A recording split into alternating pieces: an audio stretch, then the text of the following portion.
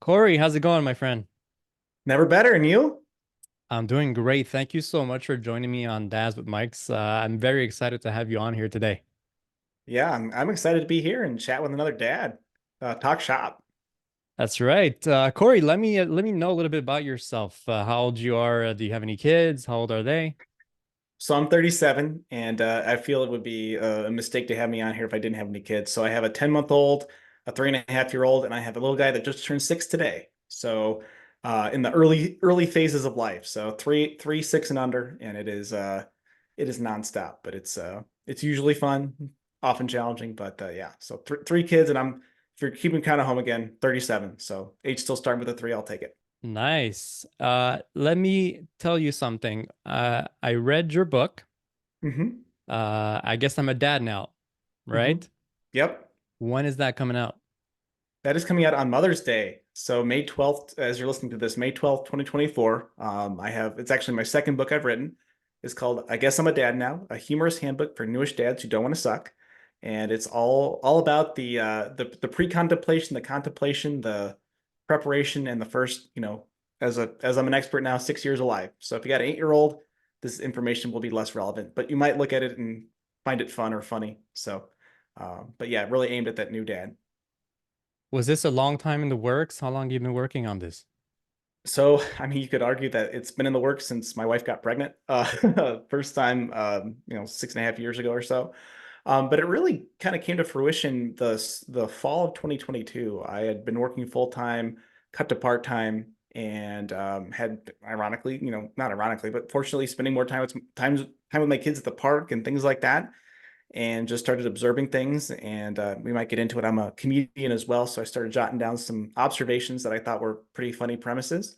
And by the winter of last year, February, March, April, I was doing some traveling for work and wrote it all last year and have been editing it. And now here we are about a year later after writing it, and it's out. So the writing part of it was a few months, but the experiences, of course, at that point was, 5.5, 6 years.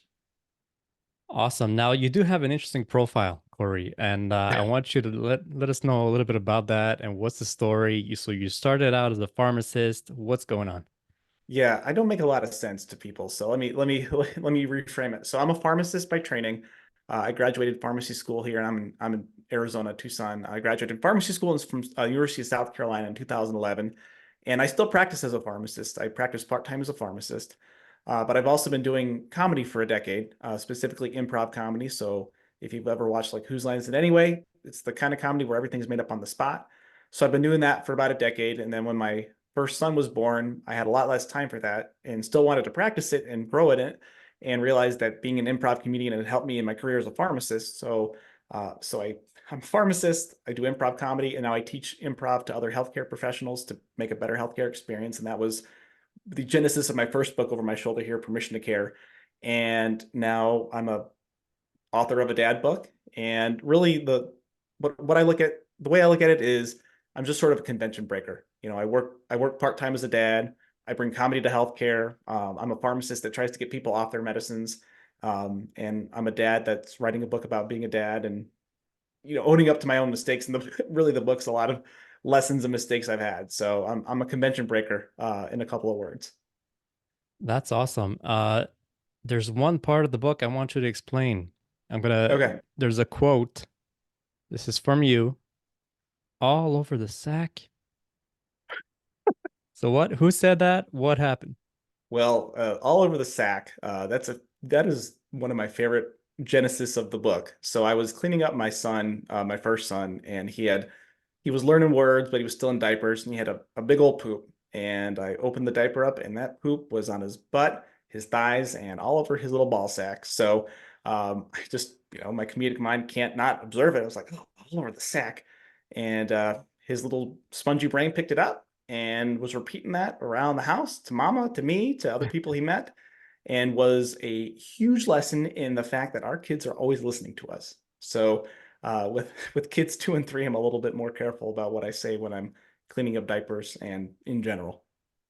This was at 2 years old, if I read correctly. Is that right? Yeah, yeah, yeah. So we were. weren't in the potty train stage, and he was in the maximum language growth phase. So he was a little parrot of what I said. And you're not a fan of changing diapers, are you? I'm not. It's the sort of dichotomy of fatherhood is you want to hold on to your kids as long as you can in the stage they're in, and you don't want to wish your life away. But I'm not going to miss changing diapers. I went into pharmacy for a reason because I don't like fluids and holes, and changing diapers is all fluids and holes and grossness. So that's why I married a nurse. She's used to taking care of the gross stuff. But Oh, you there know, you go. I but hey, I'm a dad. I take care of business when I got to. So just because you don't enjoy it doesn't mean you don't do it. I think that's a big part of being a dad is there's tasks you don't necessarily have to like to do, but you gotta suck it up and do it anyway. Is it to the point where it makes you gag or almost gag, or no? It's not that It's not bad. even it's not even a gag reflex. It's just yucky. I don't like yucky. So, and yeah, Who just does? there's a small segment of the population that probably does. I kind of referenced that in my book too. I Yeah. won't give the joke away, but yeah, and I think it's all a frame of reference. When you've had a long day of work dealing with whatever world you work in. And I have a friend that's an accountant. So right now we're in tax season, and when his daughter was a baby, he was like, "I loved coming home and changing diapers because it sure beat what I was doing at work." So it's sort of like what you're moving to, what you're moving from. But the we had a new we got a 10-month-old, so we reset the clock on the potty training. So despite not liking doing diapers, we're in it for a little bit longer. There you go. Corey, one of my favorite quotes in the book happens to be in the introduction. Hmm. You say, no pressure or anything, but bad dads are the root cause of most of society's problems. Yep. What was going through your mind when you wrote that?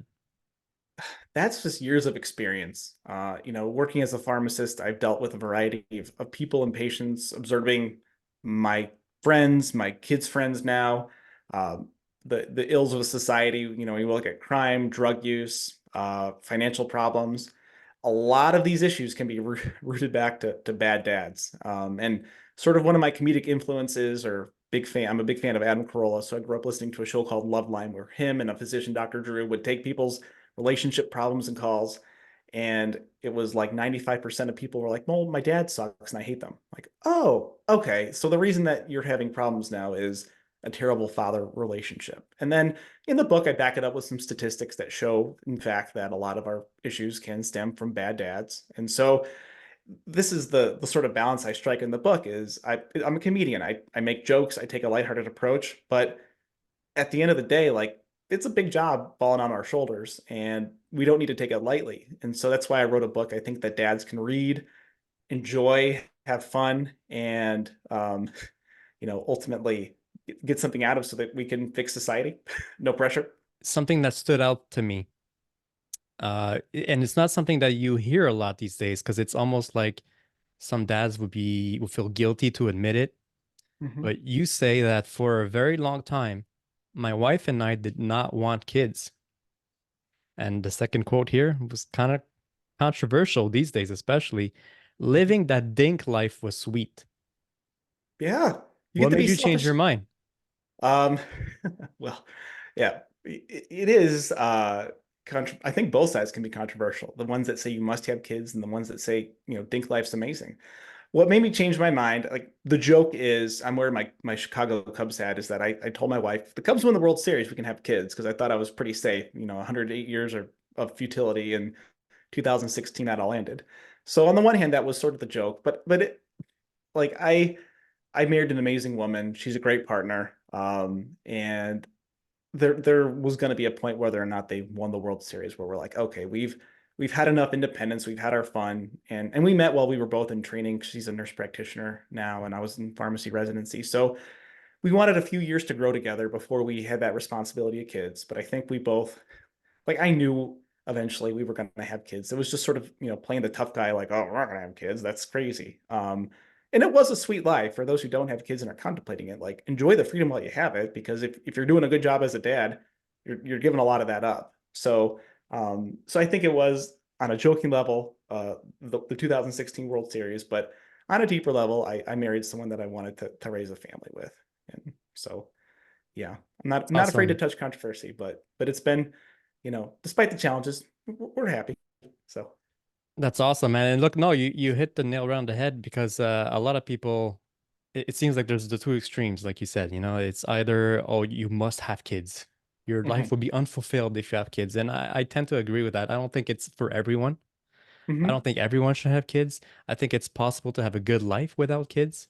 mhm. Uh, and then on the other spectrum, on the other side of the spectrum, you have those who say that, oh, that's horrible. Why would you want that? Yeah. Well, There's a way to meet somewhere in the middle there, right? yeah, when I've seen some of your tweets that like some of the most controversial ones were like, I don't think everyone should have kids. And I agree. And, I go through the reasons to have kids in the book and all of the reasons that we think we need to have them. I won't give them all away, but we need grandkids or, it'll fix our relationship. Like the only reason you should have kids is like if you want to have kids, because this is not, you're not, it's not like a dog you can send back to the owner or the pound or I mean you shouldn't do that, but people do. But or you can't, it's not like a vehicle you can return or trade in. Like this is you're in it for the lifetime with kids. So it should be a decision that you don't take lightly. And once you go in, you go in. And it doesn't mean you don't take care of yourself with your spouse along the way, or you can't have fun along the way or get away from them. But if you're gonna do it, you better do it and be in on it. Yeah, Corey, you spoke about it a little bit in the book. What's a bad reason to have kids? Yeah, so I think I mentioned a couple there. The need for grandkids, this sort of selfish need from our parents' generation of we got to show off the grandkids. We want to be there for them. I think that's a bad reason because at the end of the day, you're raising the kids, the grandparents. When we have great, my wife's parents, my parents, they're loving grandparents. They help out, but when that kid is sick at midnight, you're there for them. So that's if you think it's gonna like just be easy because the grandparents want the grandkids, well, that's a bad reason. I think that if you have a relationship issue and you're like, we need to fix this, what would fix it? Is adding the stress of another human being into this life. Bad I idea. think that kids only make you more of who you already are, both as a person and as an individual and as a couple. And so, if you think that having another human being to care for is going to fix whatever's going on between you and your partner, your wife, that is probably not going to be the case. So I would say those are a couple of the biggest ones that come to mind. You talk a lot about also kids getting sick, Yes. which does happen a lot. And your wife apparently says that kids get sick 9 or 12, well, they get 9 or 12 colds per year. Hmm. And you mentioned that it seems low. It seems low to me too. And you Yeah. provide some very interesting solutions to do. So what should people do when kids get sick? Well, I think that number one is acceptance because I think that when a kid starts getting sick, you play the all right, they're sick today, but like maybe in like tomorrow they'll be fine. They can go to school, and this is written from a perspective of someone with little kids. So we're talking daycare, elementary school, or Right. kindergarten, and we don't homeschool. I love the homeschool concept. That's something we've talked about, but this book's written from my perspective, so.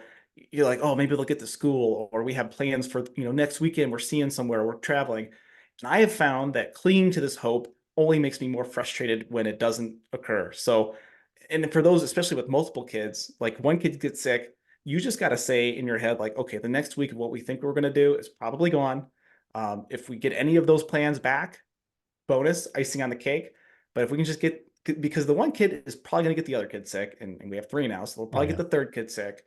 And I've seen this in other families where like one kid gets sick and they just like, and this probably was exacerbated by COVID, and we don't need to go down that sad rabbit hole. But like one kid gets sick, oh, we got to isolate, we got to get them away so we don't get the other kid sick. And I mean, honestly, they've been sharing stuff before the kid got sick, so they're probably going to get the other one sick. So you can either be sick and just be have the other one get sick, or you can be sick and make yourself miserable trying to separate and put all this energy into it. And so it's that was one of the hardest lessons of becoming a dad was just accepting that one kid goes down, probably going down for a week as a family, maybe two. And if we don't, hey, we got through this less than scathed. Yeah, I could definitely relate to that. I have two kids, Mhm. 6 and 4 years old. So Oh one is man. still in daycare and one started kindergarten this year. All So I right. have two sources of viruses. I got the daycare and the school, Hmm. top of work. So Yeah. yeah, I think honestly, I joke about it, but it's not even a joke. I'm not exaggerating. Our family, like one of us, has at least been sick from October until now still. Hmm. We're right in the middle of April. So it's Yeah. unbelievable. And it's not just the weather here in Montreal. I mean, it is cold here, but it's just, that's not a reason.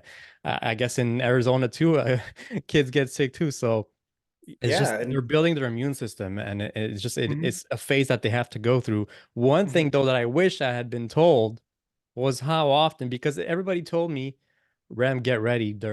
They get sick a lot. mhm. Define a lot. Yeah. Over here, it's like at least once a month. Hmm. So that Yeah. yeah, it's pretty bad, but it's something they need to go through, something Hmm. that new dads should be aware of though. So that's 100%. If Hmm. we could get the message across so so that guys can mentally prepare for that. Yeah. And that's part of being a dad is that sacrifice and that selflessness. And and there's a way to look at this. There's always a different perspective. Like in the midst of like someone having a virus or a cold or whatever it is, and you're at home, and I this is where they're sick. All they do is like watch some dumb show on TV, and we try to keep them off screens. But like, there's a point where it's the reason why I watched Price is Right when I was sick as a kid. Like, there's just nothing you're going to be able to do when you're sick, and you're like, oh, I feel like a terrible parent. Oh, they're sick. This is the worst. And you could be like angry and upset about it. And then there's like the totally other way of looking at it, zooming at me like, well, they have a cold, but it's not cancer. It's not some childhood terrible disease. And I think that if you only look at it from the like it's not the worst case scenario, that's not realistic either because you're gonna be pissed you missed some stuff because your kids are sick. But if you're like angry at the fact that they're sick, that's a bad way of looking at it too. So it's finding that Yeah, balance of like perspective, but realizing like this sucks. I can say it sucks. I'm gonna be there for my kids. We're gonna miss this stuff. It could be way worse, but we're here now. So we got to live with what's going on. We got to acknowledge our reality. absolutely. And Corey, speaking of screens, when is it Yeah. acceptable to give him a screen, according to you? Airplanes and haircuts. That's what we save the iPads for. And we let them watch like Friday night's movie night. It's like pizza and like I'm gonna go. I talk a ton about nutrition in the book. I'm gonna talk about pizza night. Like as they've gotten older, like we don't want to give them orthorexia or an eating disorder, and so like we make it a thing. So like Friday night's pizza night or pizza and movie night. Like Saturday we'll probably watch like a show, and we could. I don't really want to debate all the specifics of what show is acceptable, air quote, but we try to vet everything as much as possible. We don't pretend that watching a show is going to make them like Einstein. Like for me, like I feel like at best it's just bubble gum that is replacing something they could be learning, and that's okay in the moment. But yeah, we've been really fortunate and strict about keeping the screens like when we go on an airplane, which is once a year, and then haircuts because they just don't like haircuts. Yeah, that was the thing for my son too. For a very long time, we would take it to this place, this barber for kids, and Hmm. they'd have the cool cars and everything, but we'd almost always had to give him our phone and play like Paw Patrol on it or something, and Yeah. otherwise he wouldn't have it. Yeah, and this is where there's the compromise. I think if as a dad you're doing what you think is the best 80 to 90% of the time, it's not a crutch. I it's all you can do sometimes. And like for for us, like we'll go out to I mean we don't go when my wife and I are on a date at a restaurant because we don't really bring the kids with us. And you see the other families where the kids are just on their iPad and the Oh yeah. parents are on their phone and like what's the point of getting together as a family? And like I talk about in the book, we go to Costco and every other kid's on an iPad and we're playing a game of build a fort in the cart. Like and parenting's hard. Like this I'm a little judgmental. I mean, I wrote a book about it. I'm judging a little bit, That's but fine. it's harder. Like it's harder to not have them on a screen, but I think it's a more enriching experience for them as well. Yeah, absolutely. And our side has gone a lot better. And I don't even remember what we did right, but at some point in time, I think we made it a rule that TV would be a weekend thing. Yeah. And somehow it got to the point where the weekend came along and they stopped asking, or they started asking less. And then the weekend after that, they weren't asking at all. Hmm. They just keep busy, and kids are creative and they have imaginations and they use them. So they're Yeah. whether it's playing with Legos or making puzzles or coloring. So yeah, I'm blessed. They haven't asked for TV in a while now, and we intend on riding that wave until as long as as we can, because Yeah. it's great for them, and it's great for us too to see them develop and without having to depend on screens. Yeah. Well, I say this as someone, I had a TV in my room at age 6. from like sixth through graduating high school. And I mean, I turned out okay, like I do well in school. You seem But I fine. mean, I was watching The Simpsons at age 6, which I guess helped me comedically. But I think back and the opportunity cost of what I could have been doing. And again, I'm not, this isn't some like bashing my parents thing. Like they were two working parents. They were both teachers. They did the best they could. Like this is not a, Yeah. I'm angry at my dad thing. No, it was cool. Like when I'm 6 and I have a TV, this is cool. But looking back, I'm like, I could have learned how to play an instrument or learn another language. But I mean, I speak Simpsonese now, so I guess that's something. Corey, does another interesting thing in the book that I read. I was like, oh man, I'm not the only one. Hmm. And it was when you mentioned that you did not cut the umbilical cord for, I think, I don't know if it was for all three or just your son. All three did All not touch three. that umbilical cord. Well, I think the second one was born during COVID, so they were like, it was a miracle I could even be in the same freaking hospital. All But right. again, Okay. not going down, not going down the road of 2020 again. But yeah, listen, numerous reasons. One, gross. Two, gross. Three, we're paying a lot of money for you to do this medical procedure, and they're not going to remember if I cut the umbilical cord or not. They're like they can be bitter about all kinds of other stuff maybe when they're older. But yeah, I was good. Like cut the cord, weigh him, do the thing you got to do. I'll hold him, then give him to my wife, and she'll just hold him for the next year and feed him. That's that was cool with me. Why do you think people like place so much importance on that? Like, I don't even know how that began, but like, what's the idea? For me, it grosses me out too, just like you said. But Hmm. also, I don't think I was in the right state of mind to be able to do something like that. You know, like I probably my hand would have been shaking. I would have done it wrong. Yeah, I don't know. Like, I bet you if we pause this podcast and we Googled the origins of cutting the cord, we could find the reason why it's become some sort of convention. Like you got to spend 3 months of salary for your engagement ring or some other thing that we just do without thinking about it. And I was not prepared to just go along with that flow. And So that's okay.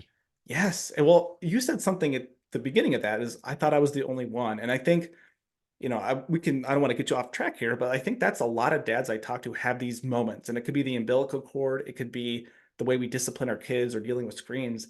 Like dads don't talk about being a dad much. And I think that my hope with this book and sort of our discourse on Twitter, X, whatever you want to call it, is those realizations like I'm not alone. And I think that's where a lot of the angst and frustration comes in, is from being a father, is the challenges of the newness and wondering like, am I doing this right? Am I all alone? And then when you hear someone else say the same thing, you're like, oh gosh, I'm not the only one. I'm not a monster, or I'm not an idiot. Or I mean, I'm kind of an idiot. We're all kind of idiots with our Y chromosomes, but like, For sure, for sure. um, but to not feel alone in this journey of being a dad. And if I can do this, if we can talk about it and if you can laugh about it, it makes it you're more comfortable sharing it. And then you're just take this breath, the weight's off your shoulders, and we can move forward and do our best with our kids.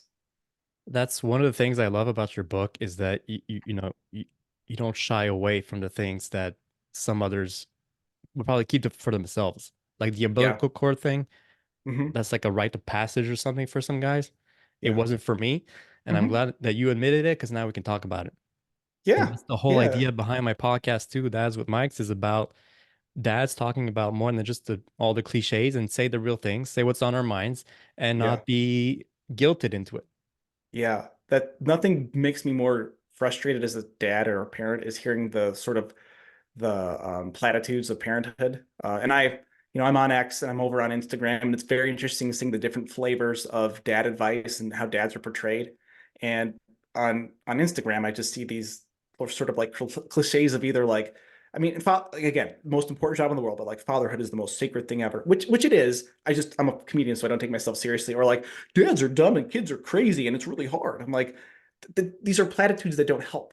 Yeah. And so I think that you can have something that's real. And I think the cool thing about what I do as a comedian is, great comedy comes from a place of truth. So if what I'm talking about isn't true, then it's not funny. And as people who read this book, they might agree that I'm not that funny, and I'm at peace with that. I've put it out in the world. It wouldn't be the first time someone doesn't laugh at my stuff, but yeah, I think that the getting to the root of what we're doing as dads and being true and using comedy to get there can maybe make it a little bit more palatable. Another moment like that in the book was when you recall what happened when you held your son Jake for the first time. You know what I'm talking about? Can you walk us through that? Yeah, so we'll tell. Yeah, sorry, I've written this book so long ago. So you're welcome to walk me through as I walk you through it. So, you had this idea like, oh, I'm gonna have this baby's coming into the world, and I'm gonna give him wisdom, and I'm gonna connect with them right away. And I mean, our son came out and he peed on the doctor, which I was pretty proud of. Like this is what I think of your cost, which anyway. Um, and so they wrap him up. They do all the lube oil, whatever they do to the kid, and Yep. hand me this baby, and I'm holding him. And I remember like I whispered some advice of like, be like your great grandpa and be like this, be better looking than me, blah, blah, blah. He just kind of sits there, starts crying, and I give him off, and he grabs onto her boob like right away. And he's been next to her for the last 6 years. So was that was there something else within there that I, No, I yeah, glossed over? yeah, it was definitely that. It was also the fact that you said how you held him for the first time and you were expecting like music and like Yeah, the skies and but it that in the end it wasn't as special as you made it out to be in your mind.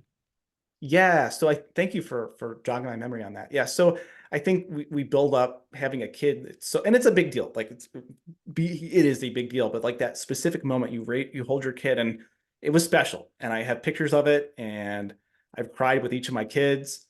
But yeah, it wasn't like this TV moment where they make it seem like the clouds part, the angels sing, the harp string. It's like, all right, I have my son now. I and that's like the origin of the name of the book. I guess I'm a dad now. Like a minute ago, I didn't have a kid on the outside of his mom's womb, and now I do.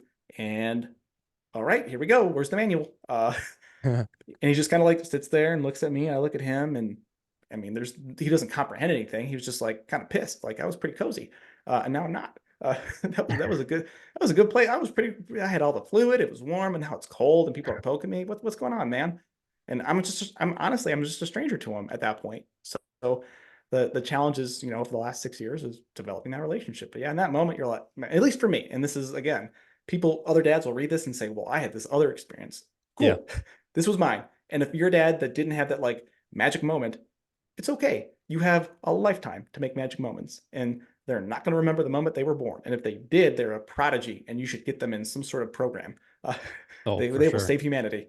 So, but yeah, my kids, average, just another kid, and I love them. But yeah, it was cool, but it wasn't the movie moment I was expecting. Yeah, absolutely. And I dude, it's so incredible how you described it.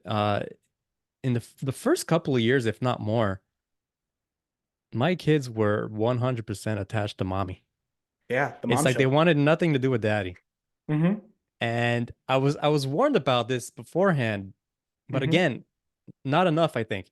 It's just it came to a point almost where I was like, do these kids even love me? Mm-hmm. And you Yeah, you spoke about that a little bit in the book. Was that the same thing for you? 100% it was. And I think, just because you made this kid doesn't mean you're owed their love. And I mean, you got to earn it. At least my kids my baby daughter is actually much more loving on me, and my second son is it's kind of like the difference between cats and dogs. Like the cats, you got to really earn their love, and the dogs are just like, I'm a puppy, I love you.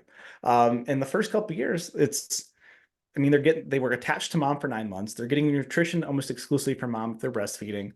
They're sleeping on mommy, falling asleep, napping, eating. Why would they care about me? They don't understand the concept that I'm making every dinner, that I'm doing the dishes, that I'm doing the laundry, that I'm going grocery shopping. Heck, my kid's 6 years old. He still doesn't appreciate it. And he probably would never will until he's like 25 or 30. He has to do it himself. And that's fine. I'm at peace with that.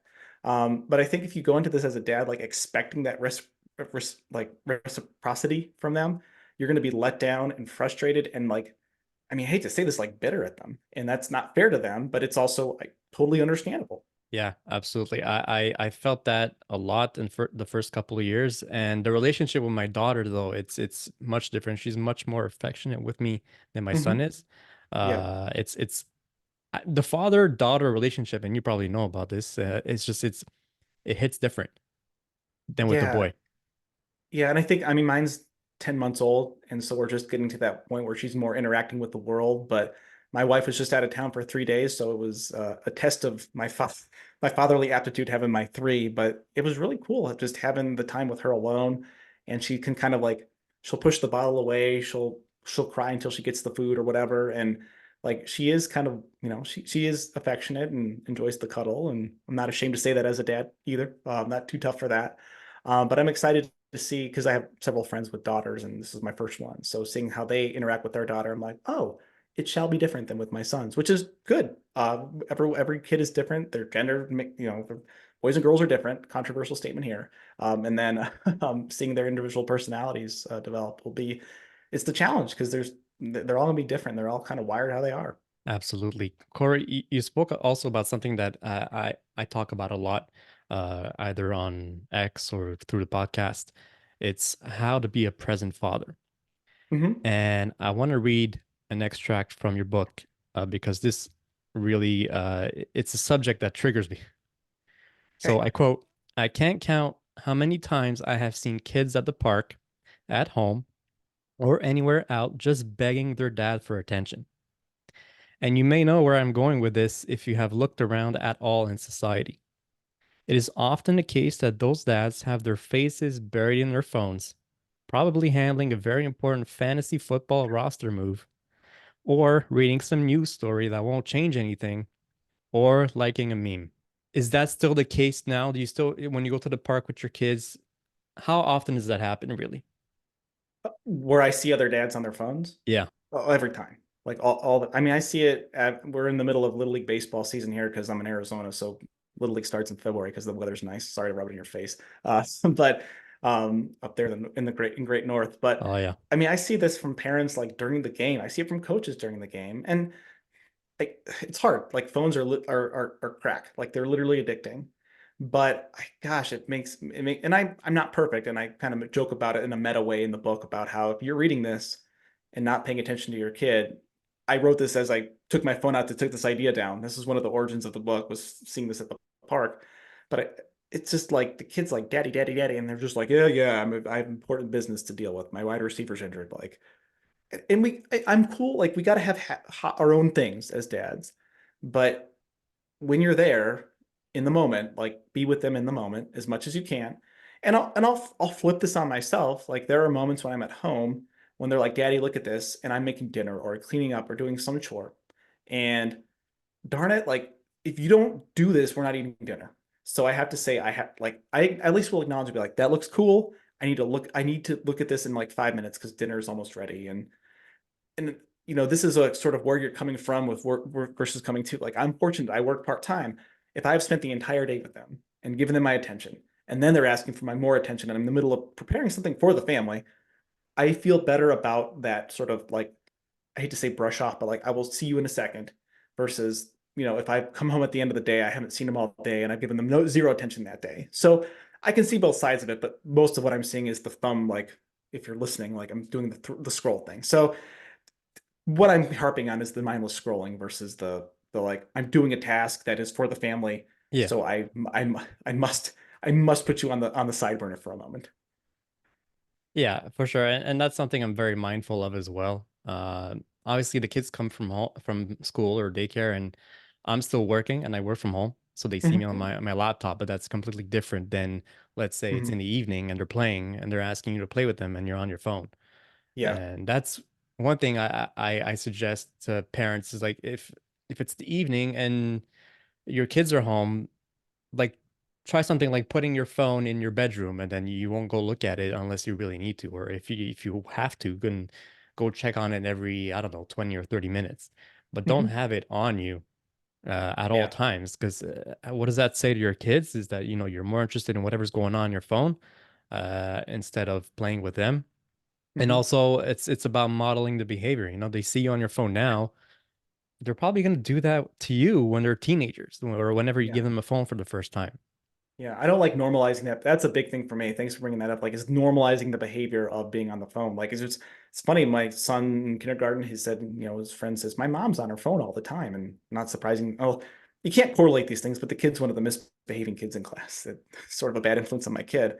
And I don't, I think playing the comparison game as parents isn't a healthy one. But I did give my wife like a big high five and be like, hey, at least we don't do that.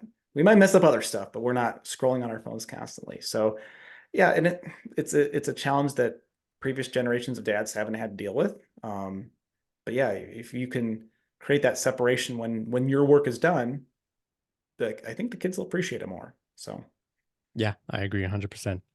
And Corey, speaking of which, you're a big baseball fan, right? I am a big baseball fan. I'm wearing my Chicago Cubs hat right now, and I'm sorry that Montreal does not have a team anymore. So, um, you know, sorry to bring That's up okay. speaking of controversial sore A little, subjects, but yeah, a little traumatized, but thanks for bringing that yeah, up. yeah, should have Uh, given you a little trigger warning there, but we're grown men. We can deal with it. yeah, for sure. Are you hoping that your kids will also be into baseball, or do you not care? Oh, ooh, this is getting right at the heart of it. So I'm gonna give you a two things can be true at once answer. I would love if my children are as into baseball as me. I think it's something that my dad played college football and lacrosse, and he played high school baseball and enjoyed it. And I gravitated to that sport as a kid. But I played basketball, and he had played high school basketball, so we shared that as a father and son.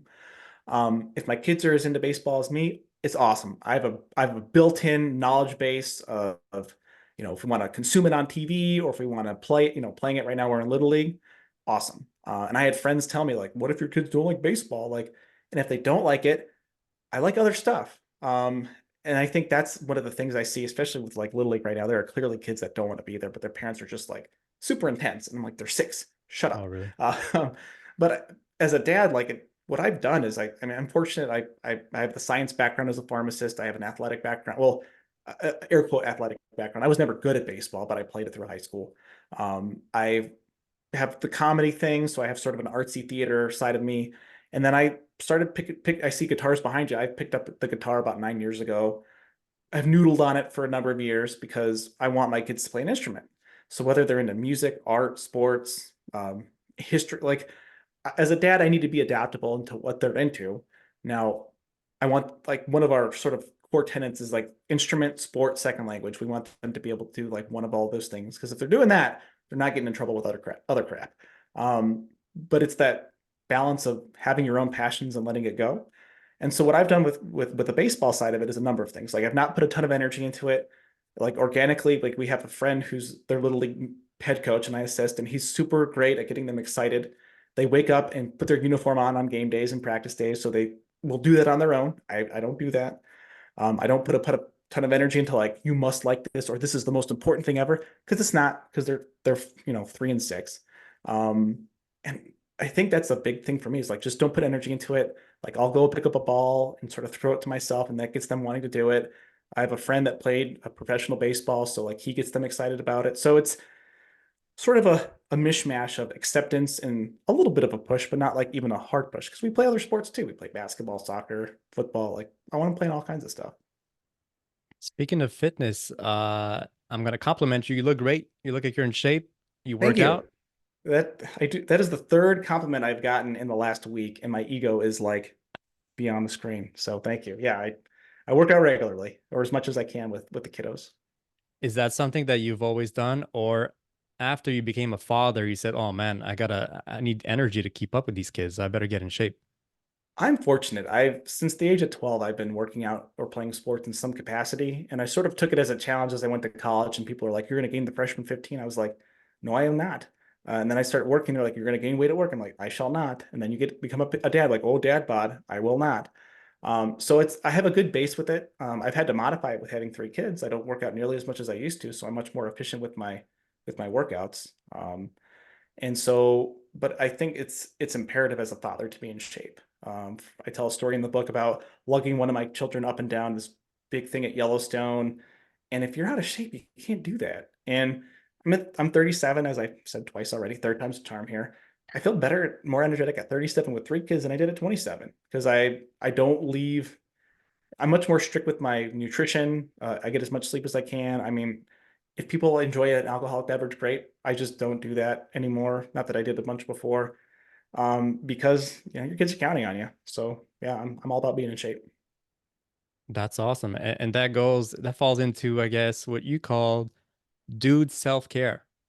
Yeah, What's I dude think self-care? dude self care means we got to take care of ourselves, and I think that this happens. This is a physical level, so we talk about working out. For me, it means you know, getting up early and going for a walk every day if I can, clearing my head, listening to some good music or a podcast. It can mean getting around other dudes and hanging out and doing what we're doing right now, talking through our trials and tribulations. Because I think sitting in our feelings and worries and wondering is way worse than talking about it. It could mean getting away. Like I think, the consummate like boys' weekend playing golf, doing this or that. I think men need it. I think dads need it. And so it's not you have this guilt complex. Some parents do, some don't care about their kids at all. But I'm assuming if you're listening to this, you care a little bit. They're I like, oh, hope if I so. leave my kids at all, oh, I'm a terrible parent. No, I think you send them to the grandparents for a day or a night, and you hang out with your wife and strengthen that bond, or give yourself some time. Like you're gonna come back a better dad. If you're burning yourself out, and I see this in healthcare, you're not as effective. So taking care of yourself and figuring out what that means for you. I can't tell you, listener, but you probably know. Dude, you sound like a very busy guy because of everything that you do. Hmm. Pharmacist, comedian, speaker. I know you're working on your speaking business. Hmm. When do you get anything done? When do I get it done? I'm an early riser. So I'm up at usually about 4:15, which I tell people at work because I've just been doing that for so long. Like even before kids, I was a get up in the morning and workout kind of person. So now it's 4:15 instead of 5:15 because I really got to make sure I'm up before the kids. But I'll get up between 4:15 and 5, depending on the day, and usually start the day with some writing or doing some sort of task on this little writing, speaking, comedy business, whatever you want to call it. Get a workout in, get a walk in, and then the kids are waking up 5:30, 6:30. If it's a day I go to work, I'm at work all day, come home, play with the kids, and I found my energy so done at the end of the night that I really can't get anything done. So mornings, my wife is really good about giving me time. Like Fridays, I'm off without the kids here. So I'm really, this is a great use of my time right now. So a lot of mornings, and then I'm fortunate since I work part-time to have usually a day or two a week to be efficient with it. But it means I can't dilly-dally and waste a lot of time on other unimportant crap. And it means I go to bed early too, because I get up early and I refuse to be the never sleep kind of person because that is not good for you either. No, it's not. And good on you for being aware of all this and actually putting it through to action. Yeah, and I'll Uh, say too, like when I travel to speak, when I'm on an airplane, that's when I do a lot of my writing of books. sure. Because I don't buy the Wi-Fi, and if I'm not with my kids, I get, 2 to 4 hours of just like hammering stuff out. So that's my other little hack if you travel at all. It's not for watching movies for me. It's for getting work done. And you're still productive. It's awesome. Yeah. Hmm. Corey, in chapter 18, you talk about how do you raise kids right? Let's Hmm. say that you got a friend of yours who's having kids soon. And he Hmm. says, Corey, how do I make sure that I'm raising my kids right? What would you tell him? I would say that how they're interacting with others. Like for us, it's are strangers willing to watch your kids. Like that's a very broad way of looking at it. But if they are respectful to strangers, if they're good at school, like to me, that's a good sign. And what we have found is our kids are much more comfortable misbehaving for us. But when we have a babysitter or they're at school, they're great. I'm like, same kids. So I think that's a sort of outside marker. And then just watching their own growth, seeing are they learning things? Do they seem to pick things up that you asked them to do? Are they, hitting home on some of like the big pillars that and this is going to be every parent individually is going to have their own things that they care about the most. But if you have your values and they're moving towards that, that's about all we can ask here. Because every three steps you take forward, and this is my stage of life, you're going to have steps back. So as long as you're moving towards that broad goal and you find that they are respectful and reasonably behaved for age appropriate expectations, which was a huge thing I had to learn about what to expect per age because I never was really around kids before. That's a big one. So I think that's a pretty broad answer, but one that I'll give. I like it. Corey, if you don't mind, I got another favorite quote of mine from your book. Great. Uh, I am just tired. I am a dad. I work a part-time pharmacist job, share kid rearing duties with my wife, and building a speaking business, writing three newsletters a week, and trying to write this book. And on top of that, my kids are having trouble sleeping. So my question to you is, Has that gotten better since you wrote this? The sleeping? Yes, the kids have gotten a little bit better. Just this week, my baby slept through the night for the first time, so that was a huge step Nice. forward. I've taken a step back. I only write a newsletter once a week now instead of 3 times a week. Okay. So that was sort of a something you had to give, and I enjoy writing, but step back from that. The sleep got better, and I think that's hard when you're in it to be like, this is never going to end. And my wife has felt the brunt of that, being the one that gets up and feeds the baby. But she went out of town this week, and this kid slept all night. So it just means that tomorrow there'll be a new thing that pops up like a whack-a-mole parent game. But yeah, and that's, I think, for a book that's designed to have a comedic slant, it does come from a true place. I'm honest, I'm real. The term raw is, I think, overused, but if you want to use that, like it really is a book I almost wrote for myself. I don't really journal.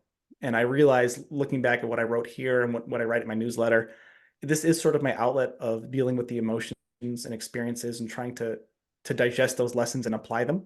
And I don't always do it perfectly. In the epilogue, I tell a pretty funny story of our parental screw up. I don't want to give everything away, but I think it's relatable. And I'll say that the my brother-in-law is the audio engineer of the book, and he was the audio book, which will be coming out later on. And he's like, in your book, you kind of like disparage yourself quite a lot. I'm like, you're trying to be an expert. I'm like, dude, if anyone says they know it all, I don't want to listen to them because they're lying. The whole thing about being a dad is you're going to screw up. It's how you respond. You could learn and apologize and be humble, or you could let your ego get huge and say it's everyone else's fault. And I chose to share many of the mistakes I made in the book so that you, dad, listening and reading this, don't have to go through the same pain. Like, I mean, that's the whole point of books and learning, is to take the lessons other people have learned and not have to deal with the pain. Exactly. Corey, thank you so much. I guess I'm a dad now. Where can people find it? Little tiny bookstore called Amazon. So if you go to my website, it's coryjenks.com. So CoryJenks.com. There's a pre-order section, and depending when you're listening to this, it'll be up for order. For the, I guess I'm a dad now. And I have a nice assortment of pre-order bonuses. And there's different tiers. And if you send me the info, and the info's on the site, and you say, I heard you on Dads with Mikes, I'll give you the 5 bonus if you just buy one book. So I want to reward your listeners for listening to me, and then actually, you're going to buy my book another 4 hours with me. But yeah, if you go to my website, it's all flows from there. If you look my name up on Amazon, you'll see that book and my first book, Permission to Care. So I'm excited to share with the world. It's a little nerve-wracking putting those true stories out there, making yourself vulnerable, but it's fun. Like, I love writing. So, and it's, if I can help save the world, one dad at a time, and get a few laughs at the same time, it's a huge win. Awesome, Corey. Thank you so much again for being on Dads with Mikes. Hey, and thanks so much for having me and let me share, my little story in my book. And I hope if you're listening, you're like, this guy knows a thing or two, not everything, but enough. And you had some fun and laughs along the way too.